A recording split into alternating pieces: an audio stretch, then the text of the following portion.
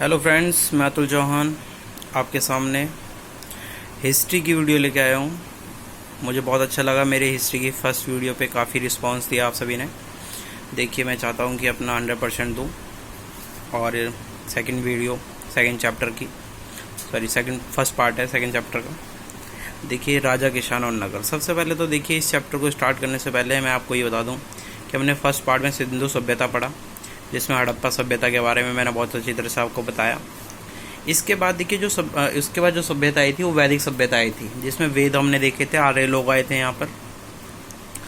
अब जो इस चैप्टर में हमें देखना है वह देखना है महाजन पदों का उदय। महाजन पद, देखिए महाजन पदों को मैं आपको अपनी लैंग्वेज में बताऊँ तो उस समय ना राजा थे, उन्होंने अपने जो क्षेत्र हैं साम्राज्यवाद की नीति अपना रखी थी अपने साम्राज्य को विस्तार करने के लिए। और उसी साम्राज्यवाद के तहत ये कुछ 16 महाजन पद थे या फिर 16 देश थे जो इन्होंने निर्माण करे थे। और यही निर्माण बहुत ज़्यादा महत्वपूर्ण था, इन्हीं निर्माणों को देखना है। देखिए, महाजन पदों के नाम लिख रखे हैं मैंने, 16 ही लिख रखे हैं। अंग, मगध, काशी, वत्स, ये सारे नाम पढ़ लेना। इसमें सबसे इम्पोर्टेंट मगध है, जिसके बारे में पढ़ना है। और इसी टाइम पीरियड में धर्म भी स्थापित हुए। इन दो धर्मों को जान से देख लीजिए, जैन धर्म और बौद्ध धर्म। इन दोनों ही धर्मों के बारे में आपने सुना होगा, देखा होगा। और अब हम जानते हैं एक महान महाजनपद मगध। देखिए, सबसे पहले तो इसकी राजधानी देख लीजिए। राजधानी राजगृह है। क्षेत्र जो है इसका आधुनिक, मतलब आज का समय जो है मैप में भी पूछ लेते हैं, बिहार में पटना और गया, ये गया स्थान का नाम है, ये वहाँ पाया जाता है। तो सबसे पहले ये देखेंगे। इसके बाद अब हम इसके बारे में थोड़ा डिटेल जानते हैं। ठीक है, बहुत सी क्वेश्चंस हैं इसके जो मैं आपको बताऊंगा। सबसे पहले, मगध एक शक्तिशाली महाजनपद था। उसके क्या कारण थे कि वह महाजनपद शक्तिशाली था? देखिए, सबसे पहला कारण था कि बहुत ही पुराना था। महाजनपदों की स्थापना हुई थी तो मगध एक सबसे पुराना था। इसके इर्द गिर्द जो देखिए एक देश है मगध, उसके चारों ओर पहाड़ियाँ हैं। जैसे भारत के एक तरफ पर्वत है ना, और जो पर्वत जो है पाकिस्तान से, चाइना के जो टेररिस्ट है उनसे हमें बचाता है, इसी तरह से मगध को उसके शत्रुओं से बचाने के लिए उसकी पहाड़ियाँ बहुत ज़्यादा उपयोगी थी। ध्यान रखना आपको। अब अगर भारत का मैप देखेंगे तो उसके ऊपर हिमालय पर्वत दिखेगा, और हिमालय पर्वत हमारे लिए बहुत ज़्यादा उपयोगी है, क्योंकि पाकिस्तान से आ रहे शत्रुओं को वो रोकता है, चाइना की तरफ से रोकता है।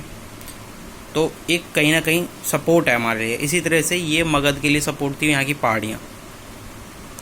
और मगध की भूमि बहुत ही उपजाऊ थी। आपको मैंने अभी बताया कि इसका क्षेत्र जो है बिहार की तरफ पड़ता है, और आपको ये पता होना चाहिए बिहार की तरफ आज भी गंगा बहती है। ठीक है, कोसी नदी बहती है। ठीक है, लेकिन उस समय सोन नदी और गंगा का प्रभाव ज़्यादा था वहाँ पे, इसलिए वहाँ की फसल बहुत अच्छी होती थी और राजाओं को अच्छा कर मिलता था वहाँ से। देखिए, यहाँ लिखा है गंगा और सोन नदी सिंचाई के लिए सहयोगी होती थी।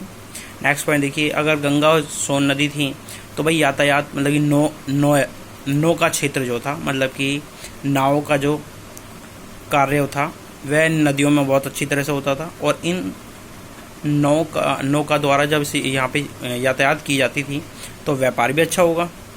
और भाई लोहे की खानें थी, जिससे हथियार बनाने में बहुत ज़्यादा लाभ मिलता था। बच्चों, मैंने आपको 11वीं क्लास में बताया था KFC, चलो कोई बात नहीं, बताएंगे आपको दोबारा, फिर समझ में आएगा आपको। भाई लोहे की खानें होती थी जिससे हथियार बनते थे। भाई इसके बाद देखिए, जंगली हाथी उपलब्ध थे। जंगलों में हाथी उपलब्ध थे, और जिससे होता ये था कि हाथी होने की वजह से यहाँ की सेना में हाथियों का योगदान होता था, और हाथी काफ़ी यूज़फुल होते थे लड़ाइयों के लिए। ठीक है बच्चे, अब देखिए नेक्स्ट पॉइंट के बाद बात करेंगे मौर्य वंश के बारे में जानकारी। देखिए, मौर्य वंश भाई मगध के साम्राज्य में देखने को मिलता है हमें। मगध के अंदर मौर्य वंश का संस्थापना जो की गई थी वो चंद्रगुप्त मौर्य ने की थी। ठीक है, मुख्य रूप से तो 3 राजा हैं, मैंने तीनों के बारे में एक जगह लिख दिया ताकि आपको याद रहे। मौर्य वंश की जब भी बात करेगा, चंद्रगुप्त मौर्य सबसे पहले संस्थापक थे, जिनके कार्यकाल में चाणक्य थे। चाणक्य का नाम ही थे कौटिल्य, इन्हीं का नाम है विष्णुगुप्त। ठीक है ना, ध्यान रखने वाली बात है। और इन्होंने सबसे प्रसिद्ध पुस्तक लिखी अर्थशास्त्र। बच्चे, अर्थशास्त्र इकोनॉमिकल लेवल की नहीं थी, अर्थशास्त्र राजनीति को लेकर थी। ठीक है ना। आज के अर्थशास्त्र से इसका कंपेयरिंग ना करें आप। सेकंड है बिंदुसार और थर्ड है अशोक। और इसके बाद ये जानना है कि इनकी जानकारी कहाँ कहाँ से मिलती है। तो इनकी जानकारी मिलती है मूर्तियों से, मूर्तिकला से, और इनकी रचनाओं से। समकालीन रचना मतलब समकालीन उसी समय की रचनाओं से। उस समय एक लेखक थे मेगास्थनीज, इन्होंने पुस्तक लिखी इंडिका, पेपर में बहुत बार आया हुआ है क्वेश्चन। अर्थशास्त्र पुस्तक लिखी चाणक्य, ये भी पेपर में आया हुआ है। जैन और बौद्ध धर्म की संरक्षण करते थे, तो इन संरक्षण की वजह से इन लोगों को जो भाई ज्ञान मिलता था वह इनके बारे में लिखते थे। अशोक द्वारा स्तंभ बनाए गए और शिलालेख बनाए गए। शिलालेख समझाता हूँ आपको कि भाई स्तंभों पे लिखने का काम, पत्थरों पे लिखने का काम अशोक ने करवाया, अपना पूरा इतिहास लिखवाया, जिससे आज के लोगों को उनकी जानकारी मिलती है। देखिए ये थी फर्स्ट वीडियो। इस वीडियो में आपको जितना अच्छा समझ में आया हो वेरी गुड, ना समझ में आया आप कमेंट कीजिए, सब्सक्राइब कीजिए।